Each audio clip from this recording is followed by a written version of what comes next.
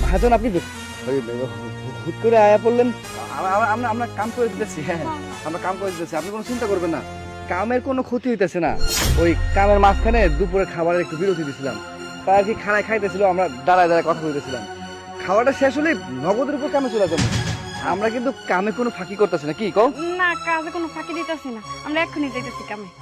আরে না না, তুমি এত ভয় পেও না তো, আর এত কিছু আমাকে বলতেও হবে না। আমি আর বাবা দূর থেকে সবকিছু দেখেছি। তুমি এত ভয় পাচ্ছ কেন জানি। আসলে সবসময় আমি তোমাদের সাথে অনেক রাগারাগি করি, উঁচু গলায় কথা বলি, অনেক বকাও দিই মাঝে মাঝে। কিন্তু কেন দিই জানো? কারণ একটা কোম্পানি চালাতে গেলে না মাথায় অনেক প্রেশার থাকে, আর আমি চাই তোমরা ভালোভাবে কাজটা করো। এই জন্যই তোমাদের সাথে এমন করি।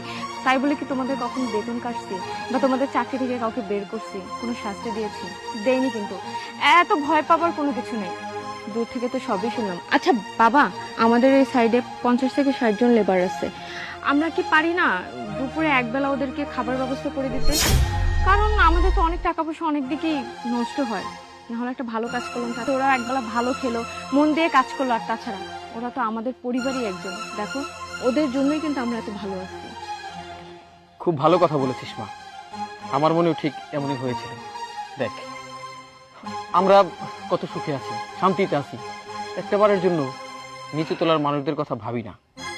কিন্তু ভাবা উচিত, আজ দূর থেকে ওদের কথাগুলো না শুনলে আমরা তো জানতেই পারতাম না ওদের কত কষ্ট। এই যে আপনার স্বামী অসুস্থ, আপনি কোনো চিন্তা করবেন না। আপনার স্বামীর চিকিৎসা করতে যা লাগে সমস্ত টাকা আমি দেব। মোট কথা হচ্ছে, তার চিকিৎসার দায়ভার সমস্ত কিছু আমার। আর আমাদের যত লেবার আছে সবার দুপুরের খাবার ব্যবস্থা আমি করব।